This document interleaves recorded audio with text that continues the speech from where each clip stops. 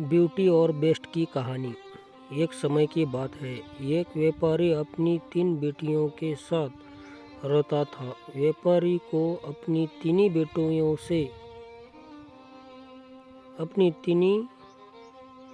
बेटियों से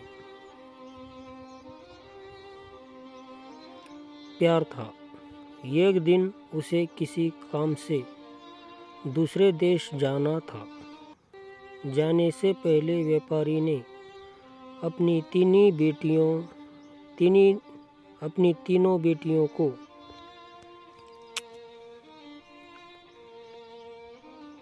अपने पास बुलाया और पूछा, मेरी प्यारी बच्चियों, कहो मैं परदेश से तुम तीनों के लिए क्या लाऊं?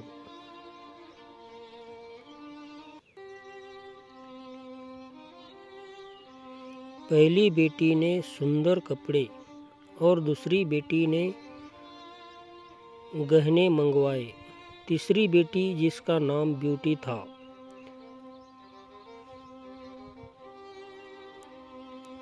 उसने अपने पिता से कहा कि वह उसके लिए एक गुलाब का फूल ले आए। व्यापारी ने अपनी तीनों बेटियों से उनके उपहार लाने का वादा किया और अपने सफ़र पर निकल पड़ा। अपना काम खत्म करके व्यापारी जब अपने घर की ओर चला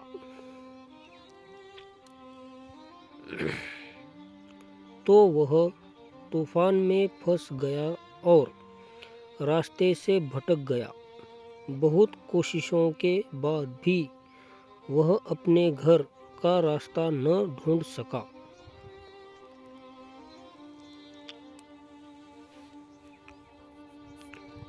तब तक तो अंधेरा भी हो चुका था।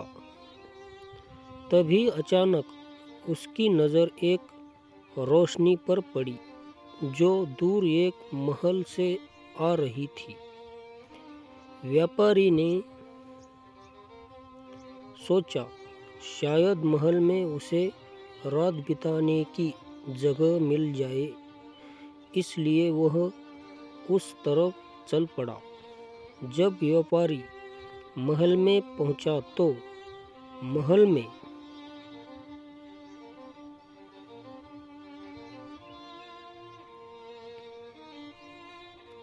कोई भी नहीं था।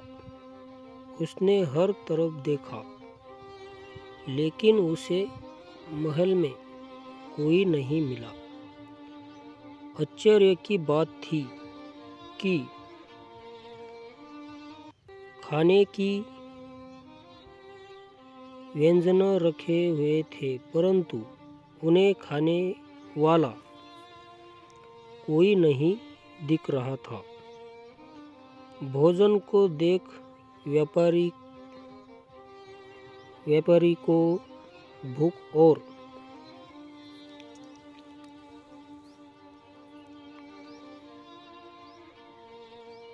भरपेट खाना खाया और एक कमरे में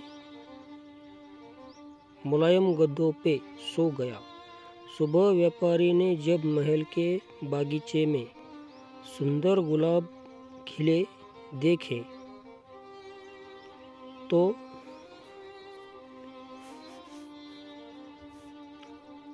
उसे ब्यूटी से किया हुआ वादा याद आ गया।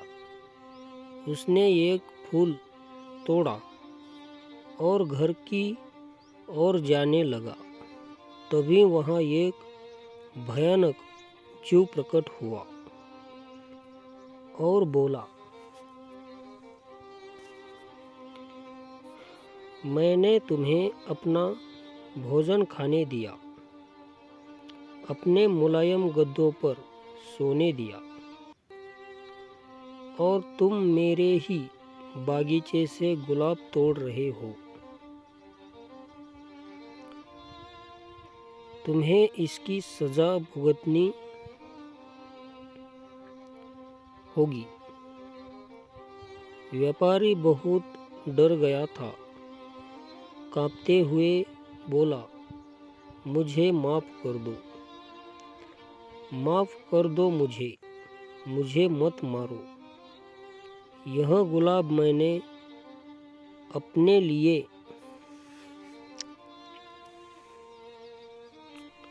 नहीं तोड़ा, अपनी बेटी के लिए तोड़ा था।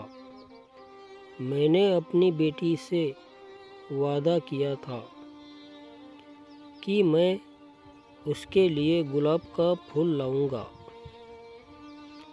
यह सुनते ही राक्षस ने व्यापारी से कहा कि वह एक शर्त पर उसे छोड़ेगा। उसे अपनी बेटी को महल में भेजना होगा।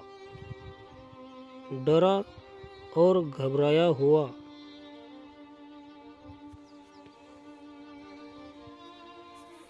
व्यापारी अपनी बेटी को भेजने का वादा कर वहां से चला गया। घर पहुंचकर व्यापारी ने अपनी बेटियों को सारी बात बताई और ब्यूटी से माफी मांगते हुए कहा, अपनी जान बचाने के लिए मुझे उस समय कुछ समझ नहीं आया और मैं राक्षस से यह वादा कर आया, मुझे माफ कर दो ब्यूटी, अपने स्वार्थी पिता को माफ कर दो। ब्यूटी ने अपने पिता के गले लगते हुए तसल्ली दी।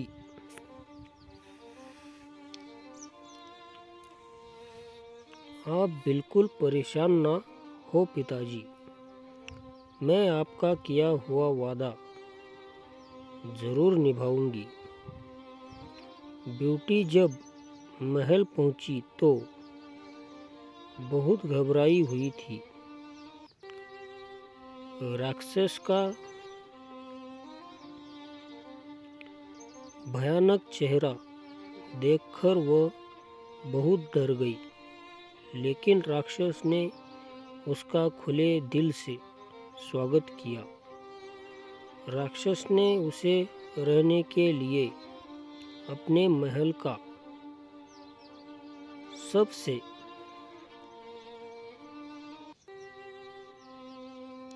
अच्छा कमरा दिया और जब ब्यूटी आग से सामने बैठकर कढ़ाई करती तब राक्षस उसके पास घंटों तक बैठा रहता और उसे निहारता रहता। धीरे धीरे दोनों को एक दूसरे का साथ अच्छा लगने लगा और वे अच्छे दोस्त बन गए। अब वह दोनों सारा दिन एक दूसरे से बातें करते और खुश रहते। राक्षस को ब्यूटी बहुत अच्छी लगती थी और वह उससे शादी करना चाहता था, लेकिन डरता था कि ब्यूटी एक राक्षस से कभी शादी नहीं करना चाहेगी। बड़ी हिम्मत जुटाकर एक दिन उसने ब्यूटी से अपने दिल की बात कहने का फैसला किया। जब वह ब्यूटी के पास पहुंचा तो देखा कि ब्यूटी अपने पिता को याद करके बहुत उदास है। उससे ब्यूटी की उदासी देखी नहीं गई और उसने ब्यूटी को एक जादुई शीशा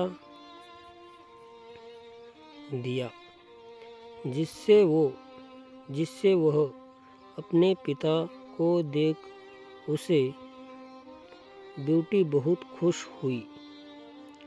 लेकिन जब उसने अपने पिता को देखा तो वह बहुत बीमार थे।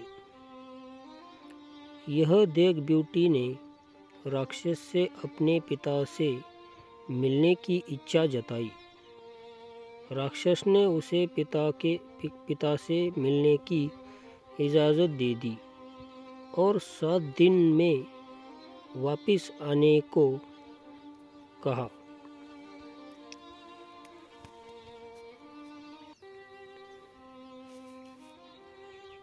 ब्यूटी ने तय समय में आने का वादा किया और अपने घर चली आ गई। ब्यूटी को सामने देख व्यापारी खुश हो गया और जैसे जैसे उसे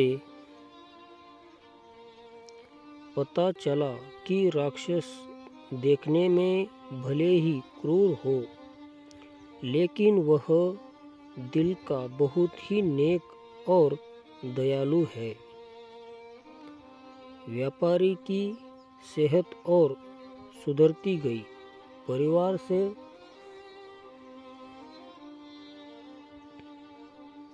मिलने की खुशी में 7 दिन कब निकल गए ब्यूटी को पता ही नहीं चला। एक दिन ब्यूटी ने सपना देखा कि राक्षस की हालत बहुत खराब है और जल्दी ही मरने वाला है। अगले ही दिन वह महल वापस आ गई और उसने पाया कि राक्षस बगीचे में बेसुध पड़ा हुआ था, जैसे वह मर चुका हो। ब्यूटी उसे देखते ही रो पड़ी। तुम मुझे छोड़कर मत जाओ, मैं तुमसे बहुत प्यार करती हूँ और तुमसे शादी करना चाहती हूँ। मैं अपनी सारी जिंदगी तुम्हारे साथ बिताना चाहती हूँ। जैसे ही ब्यूटी ने ये शब्द कहे, एक रोशनी ने राक्षस को ढक लिया और जब रोशनी गायब हुई तो भयानक और क्रूर दिखने वाला राक्षस एक खूबसूरत राजकुमार में बदल चुका था। दुष्ट जादूगरिनी ने उसे एक राक्षस